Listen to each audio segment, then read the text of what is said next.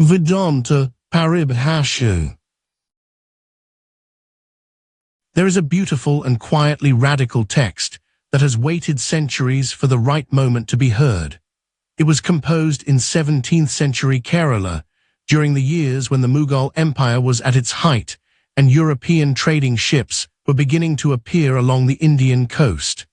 In the midst of all that upheaval, a scholar belonging to the Advaita Vedanta tradition, known to us as Dharmaraja Adhvarindra, sat down and wrote something unlike anything that had come before it in his lineage.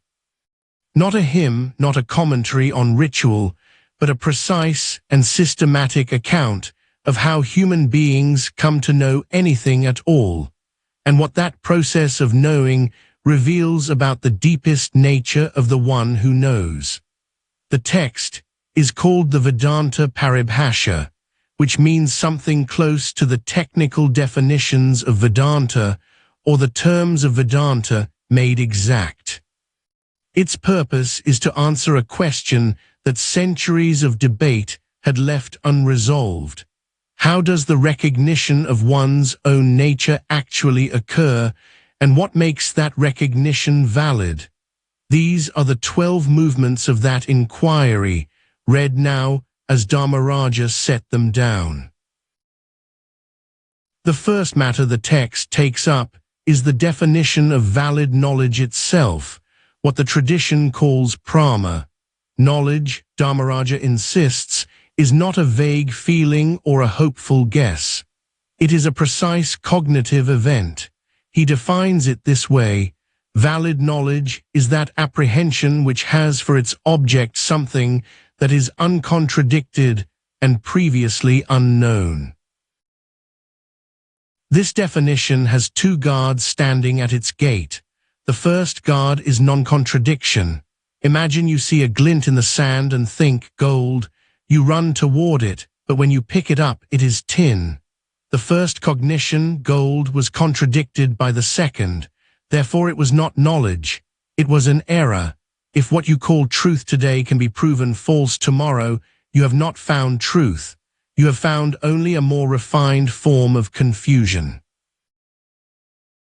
The second guard is novelty. The skeptic might ask whether memory counts as knowledge. If I remember that fire was hot yesterday, is that not a form of truth? Dharmaraja says no. Memory is an echo. It is a trace left in the mind by a past experience, but it does not reach out and touch a living reality. To rely on memory for knowledge of the present is like a starving man trying to satisfy his hunger by remembering a feast he ate a decade ago. Valid knowledge must be a fresh contact with what is actually there. From here, the text defines the means of knowledge, what are called pramanas. These are the instruments through which valid knowledge arises. Dharmaraja identifies 6: perception, inference, comparison, verbal testimony, presumption, and non-apprehension.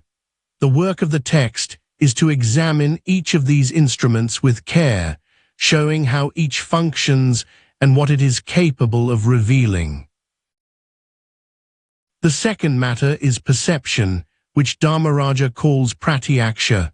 Most people think of perception as a nerve impulse, a representation of something out there arriving somehow inside the skull. Dharmaraja corrects this. Perception, he says, is the state where the consciousness of the subject becomes identical with the consciousness of the object. Perceiving is not representing, it is adjoining.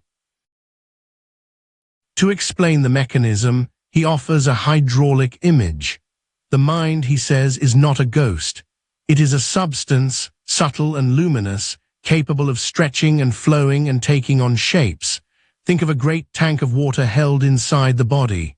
When the eye opens, a gate opens too, and the water flows out through a canal. It reaches the object before it, fills the shape of that object the way water fills a square plot of ground, and takes on that shape exactly. This outflowing wave of mind substance is called a vritti, a modification. Perception happens when this wave of mind actually touches the object before it. When this contact occurs, something remarkable follows. There are in any act of knowing three apparent lights: the consciousness limited by the mind, which is the knower; the consciousness limited by the outflowing wave, which is the process of knowing; and the consciousness limited by the object itself, which is what is known. When the mind wave reaches the jar, the light of the mind and the light of the jar occupy the same space. Since consciousness has no parts, two lights at the same location cannot remain separate. They meet, and the jar ceases to be merely external. It becomes an experienced fact. Knowledge is the flash that occurs in that meeting. The third matter deepens this account of perception by examining the three apparent forms of consciousness more carefully. Although the light of consciousness is one and all-pervading, it appears restricted by three kinds of limiting conditions. The mind limits it and produces the knower. The outflowing modification limits it and produces the act of knowing. The object limits it and produces the known. These three are not three different substances. They are one light appearing through three different shapes. Perception occurs, Dharmaraja says, when the consciousness limited by the mind wave becomes non-different from the consciousness limited by the object. This non-difference requires two things: that the mind wave and the object occupy the same point in space, and that they exist in the same moment of time. When the wave takes the shape of the jar, it is technically enveloping the jar. At that coordinate, the two limited expressions of consciousness are in the same place at the same time, and since consciousness itself is indivisible, the separation between them collapses. The jar becomes not an external thing, but a directly experienced fact. The mind flows out, but the knower does not leave the body. The internal organ stays at the center while its modification stretches toward the target, the way a man reaches through a window with his arm while his body remains inside. The witness behind the mind, the unmoving awareness, receives the result of what the reaching touches. Perception is the moment the witness sees the world through the extended finger of the mind. The fourth matter introduces a distinction within perception itself. When the mind wave touches an object, the contact is immediate, but the mind processes what it touches at two distinct levels. The first level Dharmaraja calls determinate perception, savikalpa. This is what fills most of our waking life. In this mode, we do not simply encounter existence. We encounter a thing with a name, a class, and a set of qualities. When we see a jar, the mind instantly adds three layers. This is called a jar. It belongs to the category of clay vessels. It is blue and tall and smooth. In determinate perception, the mind is weaving a proposition. It is seeing a sentence rather than a reality. The second level he calls pure perception, nirvikalpa. This is the apprehension of the substance before the mind has time to label it. Dharmaraja invokes the image of a lightning bolt in total darkness. For a fraction of a second, you see a shape. You do not have time to say, that is a tree, or that is green. You experience only the bare fact of presence, the isness of what is there, before the naming begins.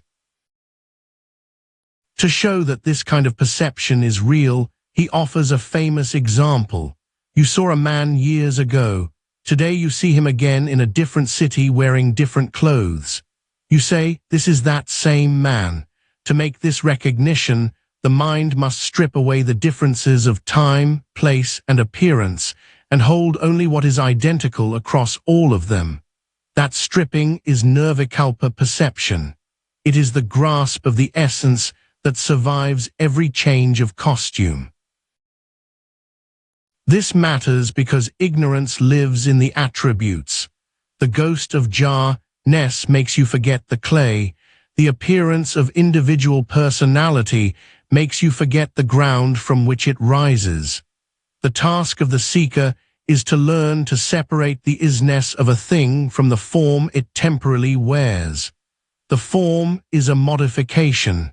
The isness is what remains. The fifth matter is error.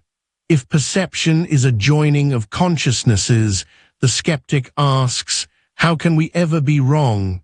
If I see a snake where there is only a rope, has my mind joined with a monster that does not exist? Dharmaraja explains that error is not a nothing. It is a malfunction of what he calls the material cause. He identifies three grades of being. There is what is absolutely real, which is the ground of all existence. There is what is empirically real, the world of jars and trees and ropes.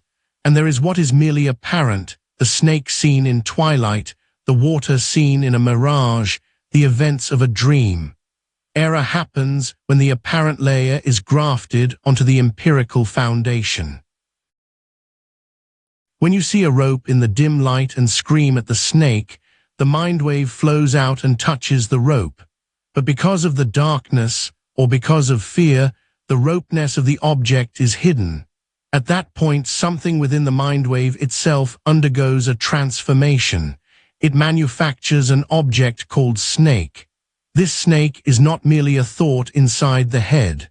For the duration of the error, a temporary phantom snake is created at the location of the rope.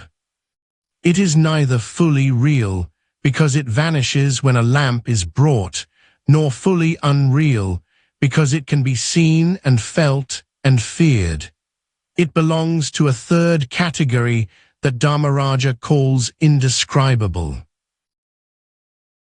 This indescribability is the hallmark of the Advaita account of error. The tradition refuses to say the snake was nothing because we genuinely saw it. It refuses to say the snake was real because it genuinely vanished. It belongs to that middle territory of the perceived but removable phantom. The error operates through two powers. The first is the concealing power, which hides the rope and creates the vacuum of not knowing what this is. The second is the projecting power, which fills that vacuum with a cobra. The knowledge is destroyed not by argument or prayer, but by sublation. You bring a lamp. The rope becomes visible. The moment the rope cognition rises, the snake has no ground to stand on and dissolves back into the ignorance from which it came. The sixth matter is inference, anumana. The skeptic challenges, if my eyes do not see it, how can I say it is real? If the ground of all existence is invisible, is it not simply a fiction? Inference is the instrument that produces knowledge of a thing through the memory of a universal connection. Perception is for what is here and now. Inference is for what is invisible but necessarily present. It is the power of the mind to act as a forensic architect, taking a single visible mark and using it to reconstruct an entire unseen reality. The classical example is fire on a hill. You stand in a valley and see smoke rising from behind a wall of stone. You cannot see the fire, you cannot feel its heat, but you know from long experience that where there is smoke there is fire. This universal connection, called vyapti, is the steel cable that holds the bridge of inference together. The test of its validity is this: if you can find even a single case of smoke existing without fire, the connection breaks. Because smoke is a specific product of combustion and nothing else, the connection holds everywhere it has ever been tested, and so the inference stands. The process moves through 4 steps. You see smoke on the hill, you remember the universal law, You realize that this hill bearing this smoke falls under that law. And then the knowledge arrives, this hill has fire. Even though the fire is hidden, the knowledge produced is as valid as if you were standing in the flames. Logic is an eye that sees through walls. The seventh matter covers two further instruments, comparison and presumption. Comparison, upamana, is the instrument that produces knowledge of a remembered object through its similarity to something perceived. Imagine you have a cow at home and you know its form well. You travel to a forest and encounter a wild animal called a gavea. You see immediately that this wild creature is like your cow. In that flash, you know something you did not know before, not about the wild animal you are looking at, but about your cow at home. You now know that your cow is like this. The wild animal has acted as a mirror, revealing a quality in the absent thing. This is not perception, because your cow is miles away. It is not inference, because no universal law connects the two. It is a mirror effect, a distinct cognitive event. Presumption, arthapati, is the postulation of a hidden fact to resolve an apparent contradiction between two established truths. The famous example is a man named Devadatta who is visibly, undeniably heavy, yet is known by direct observation never to eat during the day. These two facts grind against each other like gears. If he does not eat, he must waste away. If he is heavy, he must be consuming fuel. The mind cannot rest in the contradiction. It manufactures a third fact as the stitch that holds reality together. Devadatta eats at night. This knowledge of night eating is not perceived and not inferred. It is presumed. It is the only medicine for the contradiction. The application to the deepest question is direct. Scripture says you are the infinite. Experience says you are a small creature subject to time and death. These two facts contradict each other absolutely. To resolve them, the mind must postulate that the smallness is the apparent condition, like Devadatta's visible fasting, and the infinity is the underlying substance. Presumption is the logic that forces the admission that the current limitation must be an appearance, because the truth of the self is not negotiable. The eighth matter is non-apprehension and upalabdhi, the instrument for knowing absence. The skeptic asks how you can know a nothing. If you look at a table and say there is no jar here, your eyes see the table, but they do not see the no jar. Is absence not simply imagination? Dharmaraja says no. Absence is a unique category of reality. It cannot be reduced to perception because the senses only touch what is present. It cannot be reduced to inference because there is no universal mark connecting to absence the way smoke connects to fire. Knowing absence is a distinct cognitive event, a direct non-finding. But not every failure to see constitutes knowledge of absence. If you are in a dark room and say there is no jar because you cannot see one, you have committed a laboratory error. For the knowledge of absence to be valid, the non-apprehension must be competent. The object would have to be visible under the present conditions if it were there. There must be light. The surface must be unobstructed. If all the conditions for seeing are met and you still do not see the object, that negative fact arrives in the mind with the force of knowledge. The void has been detected. Dharmaraja classifies absence into 4 grades. Prior absence is the state of a pot before any clay has been shaped, without beginning but ending the moment the pot comes into being. Posterior absence is the state after the pot is smashed, beginning at the moment of destruction and having no end. Mutual absence is the difference between things, the jar not being the cloth not being the jar. And absolute absence is what has never been, is not, and never will be, like the coldness of fire or the child of a barren woman. This instrument matters for the deepest recognition, because when the sage sees the ground of all existence clearly, the world as an independent reality undergoes absolute absence.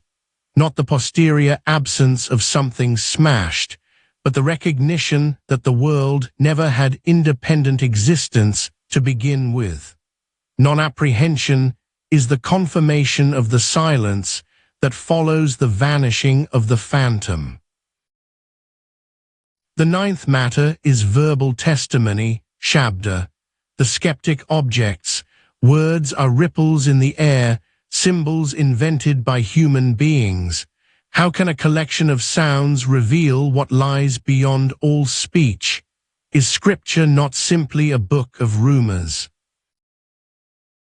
Dharmaraja defines verbal testimony as the instrument in which knowledge of the meaning of a sentence is the cause of a valid cognition. A word, in this view, is not a suggestion. It is a direct transmitter of reality. When a reliable source speaks, the mind wave does not need to travel to an object or reason through a chain of inference. It takes the shape of the truth encoded in the sentence.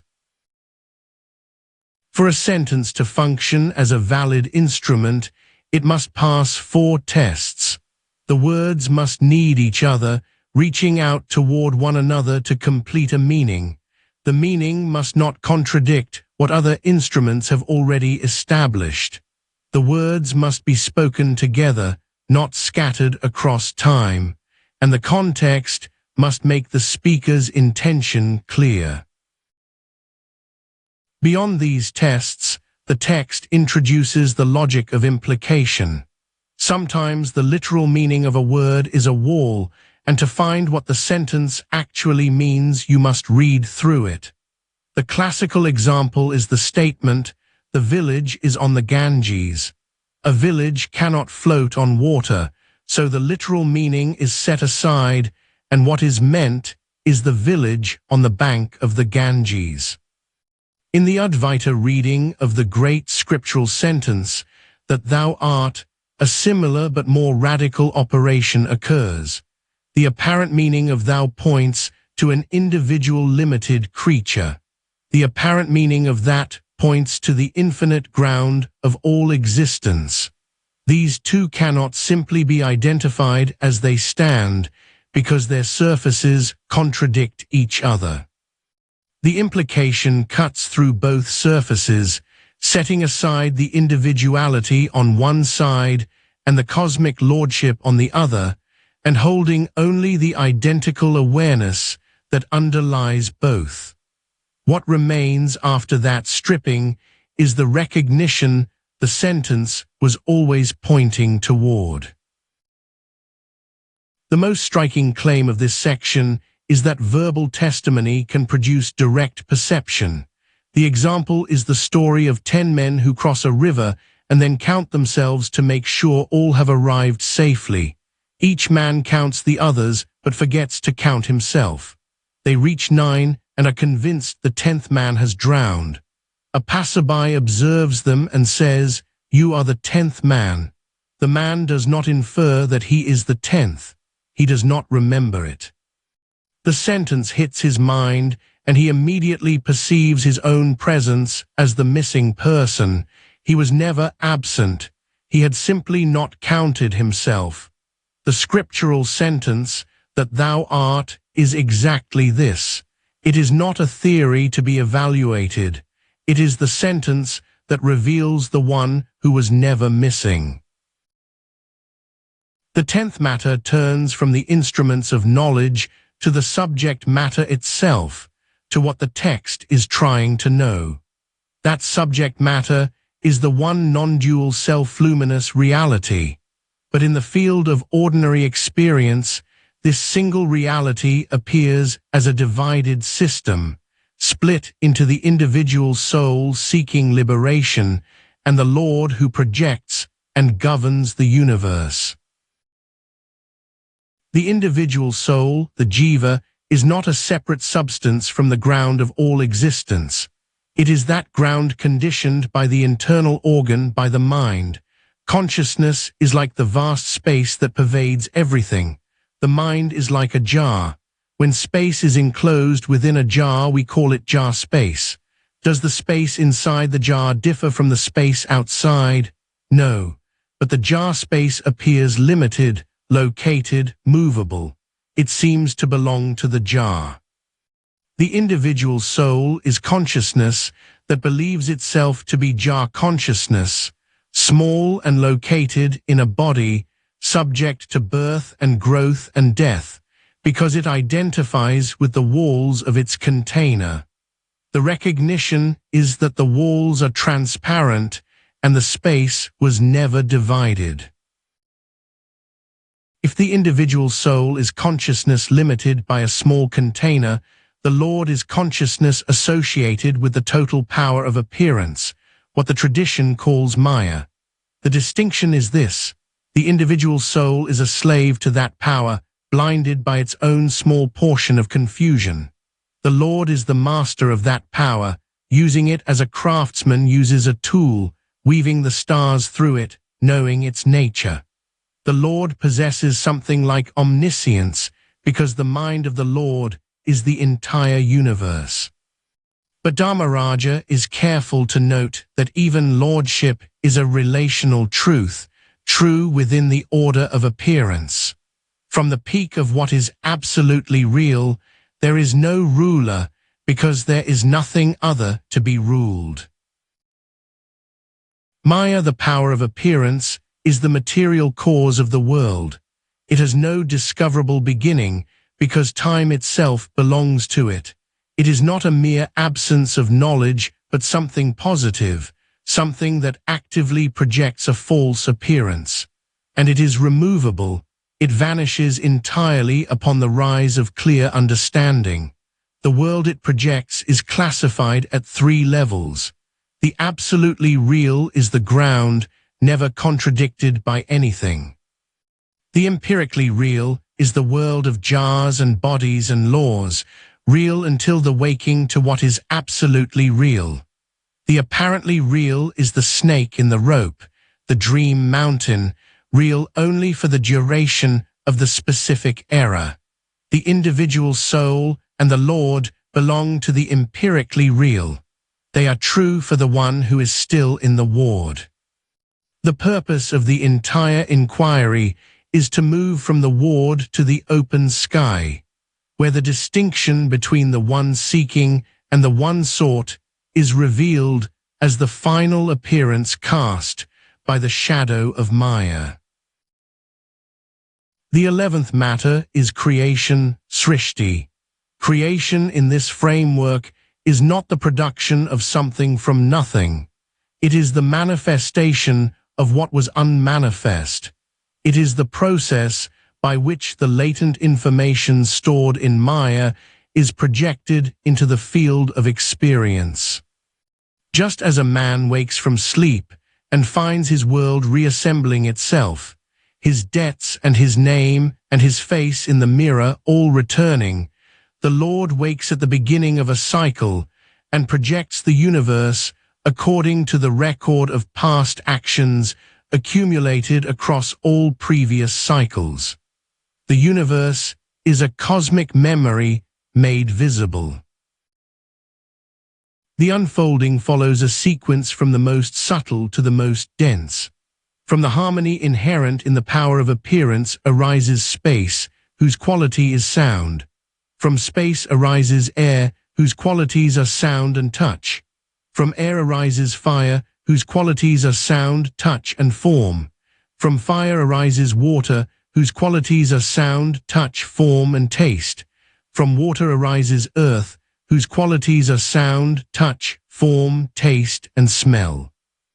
Each element inherits the qualities of the element before it and adds one more. This is the logic of density, each level carrying forward everything that came before. The instruments through which we know the world are not accidents of biology. They are derived from this same sequence. The ear is derived from space, the skin from air, the eye from fire, the tongue from water, the nose from earth. Each sense organ is made of the same substance as the element it perceives, which is why the eye can see fire. The mind itself is derived from the combined harmony of all 5 elements, which is why it can stretch out and touch any of them. But the subtle elements are too thin for physical experience. To make a stone or a body, the elements must undergo a mixing process. Each subtle element is divided in 2. Half remains pure. The other half is divided into 4 equal portions and distributed among the other 4 elements. The result is that every gross element is a hybrid, every piece of earth partly space and air and fire and water, every glass of water partly earth and fire and air and space. The universe is a perfectly integrated fabric. We can hear a solid wall because there is space in earth. We can feel the heat of a flame because there is fire in air. The status of this created world involves a final distinction. Regarded as a transformation of Maya, the world is empirically real. The whey curd is a real transformation of milk. Regarded as an appearance of the absolute ground, the world is like the snake on the rope, an appearance with no independent existence. The Advaita position holds both of these simultaneously, acknowledging the physical laws of the world as real within their domain, while maintaining that the absolute ground is untouched by any of it. The 12th matter is the result, the prayajana, the purpose toward which the entire inquiry has been moving. Every investigation must have a reason for being undertaken. In this laboratory, the reason is twofold: the cessation of misery and the attainment of what the text calls supreme bliss. Moksha, liberation, is defined as the state in which the shadow of ignorance is entirely dissolved. It is not the gaining of something new. It is the final verdict that the disease was always an illusion. The cure operates through negation. Ignorance is the material cause of suffering. When the cause is destroyed, the effect must vanish. Knowledge is the only instrument that can destroy ignorance. Therefore, the moment the cognition, I am the ground of all existence, strikes with full force, the entire architecture of sorrow loses its foundation. This is not a gradual fading. It is the logical impossibility of the disease continuing once its cause is gone. The text addresses the obvious objection. If I am already the blissful ground of all existence, why do I feel like a beggar? Dharmaraja explains that bliss is of 2 kinds. The relative bliss found in objects is a drop. The bliss that is the nature of the self is an ocean. We do not reach the ocean. We recognize it. The situation is that of a man who has been holding a gold coin in his hand the entire time he has been begging for pennies. When someone points to his hand, he attains the gold, not by going anywhere or doing anything, but by seeing what was already there. Can a person be free while still inhabiting a body? Dharmaraja says yes. This is the state of the living liberated one, the Jivan Mukta. The causal body of ignorance is destroyed. Future action ceases to accumulate, but the momentum of the current life continues, the way a fan continues to spin for a moment after the power is cut. To an observer, the sage looks active. The sage knows otherwise. He eats and walks and speaks, but he knows himself as the stationary sky through which the body moves like a cloud. When the momentum of the current body finally reaches zero, the last dissolution occurs. The mind wave that held the cognition "I am the ground" dissolves back into the light. The mirror is broken. The liquid of the mind is evaporated. What remains is the pure, unconditioned, self-luminous awareness. There is no longer a knower, a knowing, or a known. The scales of certainty are put away. There is nothing left to weigh. The Vedanta Paribhasha has established its case with precision. Valid knowledge is the collapse of what stood between the knower and the real. Perception is contact, not representation. Error is a superimposition removable by the lamp of understanding. Freedom is not an achievement, but a recognition of what was never absent. The tournament of logic reaches its end. There is only the one.